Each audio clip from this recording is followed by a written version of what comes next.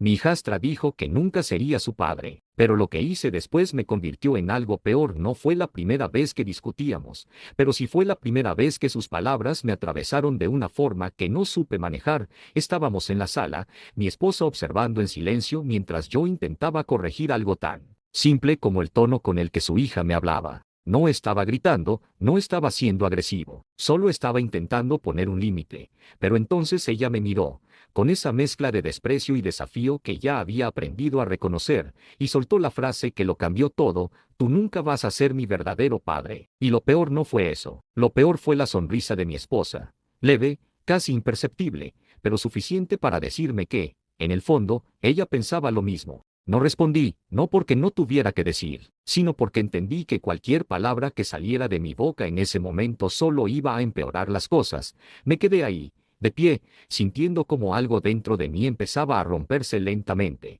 mientras ellas continuaban como si nada hubiera pasado. Esa noche no hubo discusión, no hubo reclamos, solo un silencio incómodo que se extendió hasta que me fui a dormir. Pero ese silencio no era calma, era el inicio de algo mucho más profundo. Habían pasado años desde que entré en esa casa, años intentando ocupar un lugar que nunca fue realmente mío. Desde el primer día supe que no sería fácil, que no podía reemplazar a nadie, pero creí que, con el tiempo, con esfuerzo, con paciencia, podría al menos ser respetado. Pero me equivoqué, porque no importa cuánto des, cuánto hagas, cuánto intentes, si alguien decide que no perteneces, nunca lo harás. Con el tiempo empecé a darme cuenta de algo que antes había ignorado deliberadamente. No estaba solo en esa lucha, estaba perdiendo contra dos personas. Mi esposa no solo permitía la actitud de su hija, la reforzaba, tal vez no de forma directa, no con palabras evidentes, pero sí con gestos, con silencios, con esa constante falta de apoyo que decía más que cualquier frase. No fue un solo momento el que me llevó al límite, fueron muchos, pequeñas faltas de respeto, decisiones en las que no era tomado en cuenta, comentarios que parecían inofensivos pero que, acumulados, se volvían insoportables, y lo peor de todo era esa sensación constante de estar en un lugar donde no era querido, pero tampoco completamente rechazado. Era una especie de limbo emocional del que no sabía cómo salir.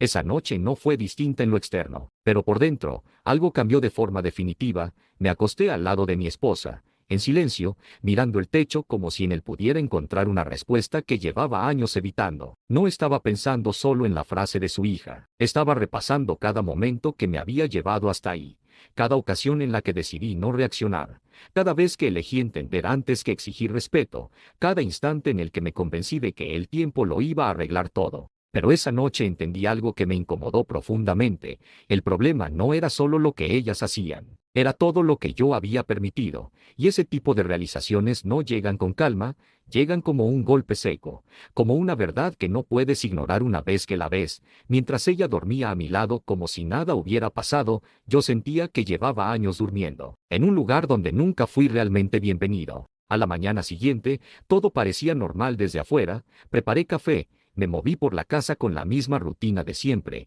incluso respondí a un par de comentarios con la misma calma de siempre, pero por dentro, ya no estaba ahí. No fue una decisión impulsiva, no hubo un momento exacto en el que dije me voy. Fue algo más silencioso, más peligroso incluso. Fue la certeza de que ya no tenía sentido seguir intentando, y esa certeza no venía cargada de rabia, ni de tristeza, venía cargada de una frialdad que no reconocía en mí. Por primera vez, no quería arreglar nada, no quería que me entendieran, no quería que cambiaran, solo quería salir, sin ruido, sin confrontación, sin darles la oportunidad de decir algo que pudiera hacerme dudar. Durante los días siguientes, comencé a hacer algo que, en ese momento, me pareció lógico, pero que ahora sé que fue el primer paso hacia algo más oscuro.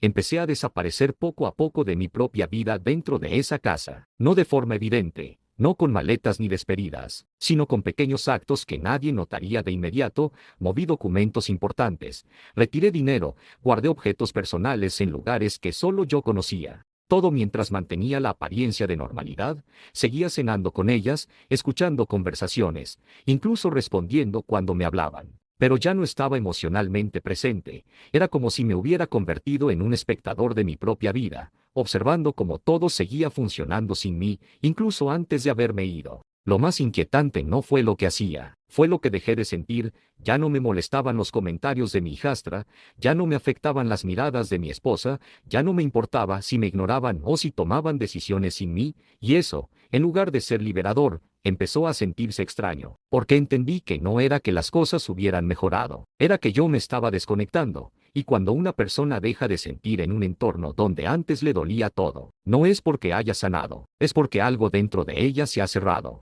Esa noche cenamos juntos como tantas otras veces, pero para mí, cada detalle tenía un peso distinto. Observé cómo hablaban entre ellas, cómo se interrumpían, cómo reían por cosas que no me incluían. Noté la forma en que mi esposa evitaba mirarme directamente cuando su hija hacía algún comentario fuera de lugar, como si ya fuera parte de una rutina establecida. Y en medio de todo eso, entendí algo que me dejó completamente vacío. Si me iba, nada iba a cambiar para ellas. No iba a haber un impacto inmediato, no iba a haber una ruptura evidente, simplemente, seguirían, y esa idea, en lugar de detenerme, terminó de convencerme de que ya no tenía sentido quedarme. El día que me fui no tuvo nada de dramático, no hubo discusión, no hubo tensión en el aire, no hubo despedidas, me levanté temprano, como siempre, hice lo que tenía que hacer, y me fui, dejé todo en su lugar, como si fuera a volver en unas horas, como si nada estuviera cambiando. Pero lo sabía, y lo sentía, no iba a volver, y mientras cerraba la puerta, no sentí tristeza, sentí una calma inquietante, una especie de vacío que no sabía si era alivio o algo peor. Horas después, empezaron a llamarme, primero mi esposa, luego mi hijastra, mensajes, llamadas, incluso notas de voz. Al principio eran preguntas normales, ¿dónde estaba? Si todo estaba bien, pero con el paso de las horas, el tono cambió, la preocupación empezó a aparecer, seguida de la incomodidad, y finalmente, la confusión, pero yo no respondí, no porque quisiera lastimarlas directamente, sino porque sentía que, si lo hacía, todo ese proceso interno que había construido se iba a romper. Por primera vez en años, sentí que tenía el control absoluto de mi vida, no había opiniones externas, no había juicios, no había tensiones constantes, todo dependía de mí. Pero junto con ese control, vino algo más, una sensación de distancia emocional que no esperaba, porque, aunque había recuperado mi espacio, había perdido algo en el proceso. Con el paso de los días, empecé a notar que ya no reaccionaba igual ante las cosas, no pensaba en volver, no sentía urgencia por explicar, ni siquiera por cerrar el ciclo. Era como si hubiera cortado todo de raíz, sin intención de reconstruir. Y eso fue lo que empezó a incomodarme, porque entendí que no solo había salido de esa situación, había cambiado. No planeé volver a verla, ni siquiera consideré la posibilidad de que me encontrara. Durante meses había logrado mantenerme al margen, reconstruyendo una vida donde nadie supiera quién fui antes, donde no existieran esas miradas, esos silencios cargados de desprecio que durante años me hicieron sentir invisible. Pero hay cosas que, por más que intentes dejar atrás, encuentran la forma de alcanzarte. Fue en un lugar completamente cotidiano, uno de esos espacios donde nadie espera enfrentarse al pasado. Cuando la vi, al principio no la reconocí, no porque hubiera cambiado físicamente, sino porque había algo distinto en su forma de moverse, en la manera en que sostenía la mirada. Ya no había esa seguridad fría que siempre la caracterizó. Había algo más, algo quebrado, y cuando finalmente nuestros ojos se cruzaron, entendí que ese encuentro no era casualidad, era inevitable. Nos sentamos frente a frente como dos desconocidos que compartían una historia que ninguno sabía cómo nombrar.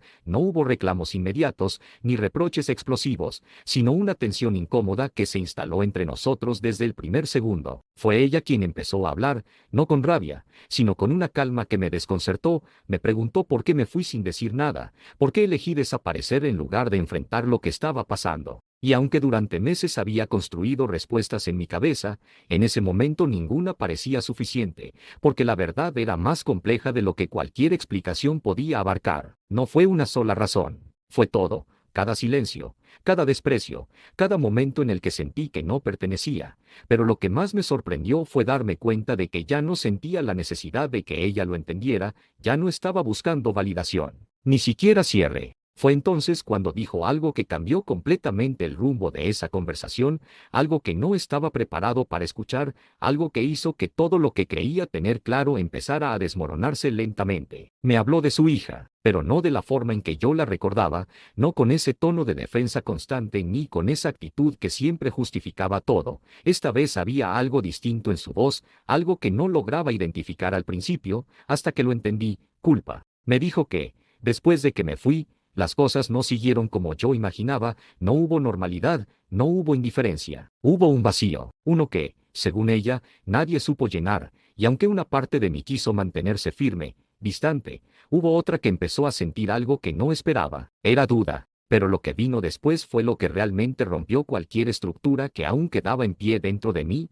Bajó la mirada por unos segundos, como si estuviera midiendo lo que estaba a punto de decir, como si supiera que esas palabras no tenían vuelta atrás. Y entonces lo dijo. Su hija había intentado buscarme, no una vez, sino varias. Había ido a lugares donde creía que podía encontrarme, había preguntado por mí, había insistido en hablar conmigo, pero nunca lo logró, y no porque no quisiera, sino porque yo ya no estaba en ningún lugar donde pudiera ser encontrado.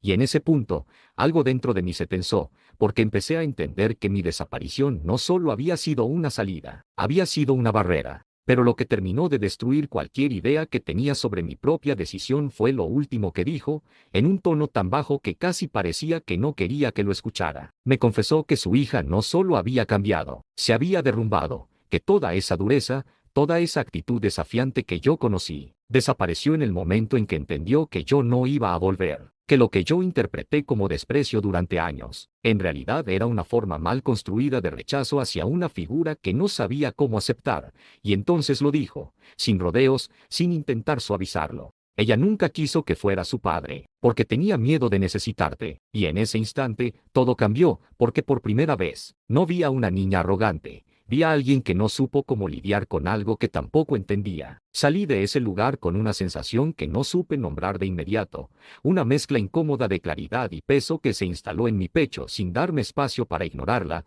Durante meses me había convencido de que mi decisión fue un acto de dignidad, de que irme sin mirar atrás era la única forma de protegerme, de recuperar lo que había perdido. Pero en ese momento entendí algo mucho más incómodo, mucho más difícil de aceptar. No solo me fui para salvarme, me fui sin dar la oportunidad de que las cosas fueran diferentes, me fui sin enfrentar, sin explicar, sin siquiera considerar que detrás de todo ese conflicto había algo más que no estaba viendo. Y fue ahí cuando lo comprendí completamente. No me convertí en alguien peor por irme, me convertí en alguien peor por no haber intentado entender antes de desaparecer. Y hay decisiones que, aunque parezcan correctas en el momento, terminan pesando más con el tiempo. A veces creemos que alejarnos es la única forma de no salir heridos, pero hay heridas que solo aparecen cuando ya es demasiado tarde. ¿Y tú, habrías hecho lo mismo? ¿O te habrías quedado a enfrentar lo que no entendías? Si te gustó esta historia, déjame tu comentario. Cuéntame tu historia, quiero leerte. Y no olvides darle like y suscribirte para que no te pierdas ninguna historia de este tu canal. Nos vemos en la próxima.